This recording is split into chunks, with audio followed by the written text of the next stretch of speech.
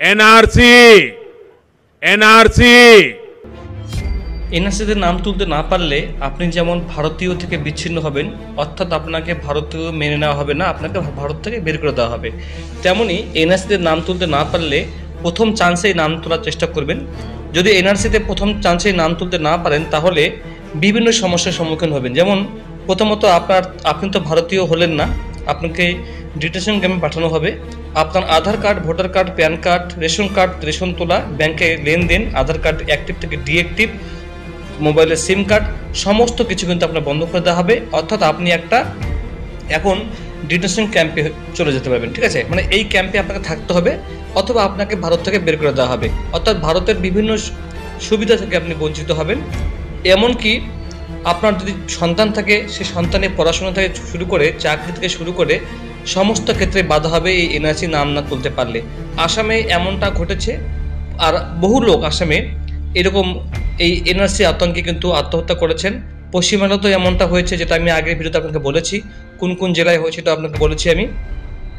এবার দেখুন, এই যে বিভিন্ন যে ক্রাইটেরিয়া রয়েছে এনআরসি নাম তোলার জন্য, তার জন্য আপনাকে 1971 সালের দলিল আগে দেখাতে হবে।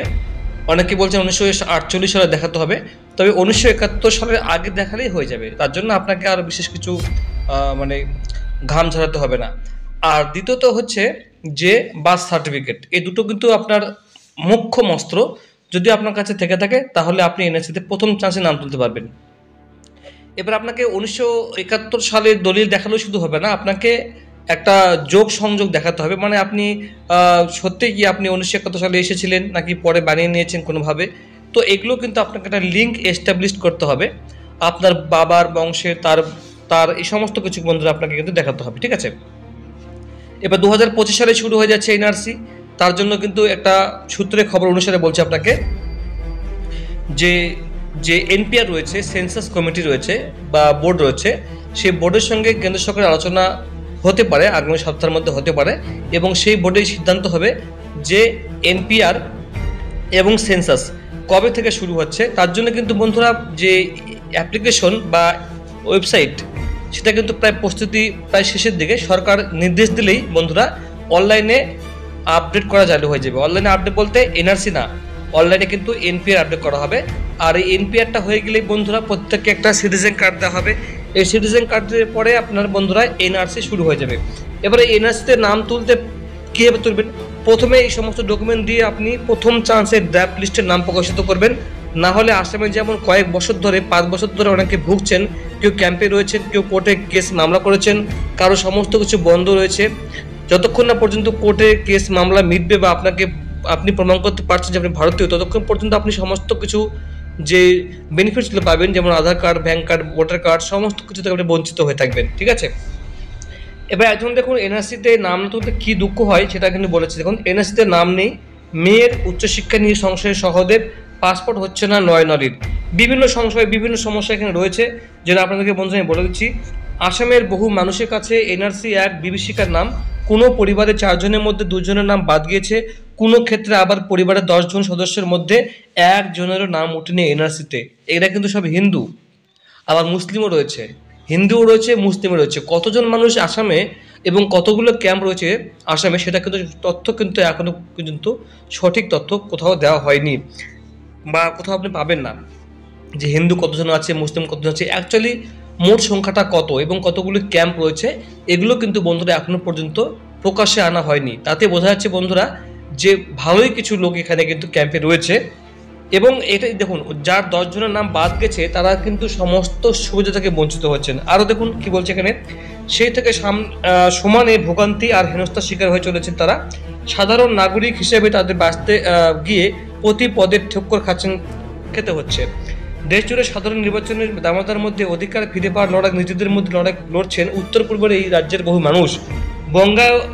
বঙ্গাইগাঁও জেলার ঢালিগাঁওয়ের নিতান্ত দরিদ্র পরিবারের সদস্য নয়নুদ্দিন আলী, তার জন্ম এই জেলাতেই, ভোটার তালিকায় নামও রয়েছে। পরিবারের 10 জন সদস্যের 9 জনেরই নাম উঠেছে ন্যাশনাল রেজিস্টার অফ সিটিজেনশিপ বা এনআরসিতে। একমাত্র হতভাগ্য সদস্য তিনি, যার নাম ওঠেনি। চাপাগুড়ি স্টপেজের সামনে দাঁড়িয়ে অপেক্ষা শুরু বললেন, আমি কাজ করতে যাব বাইরে, পাসপোর্ট করতে পারছি না।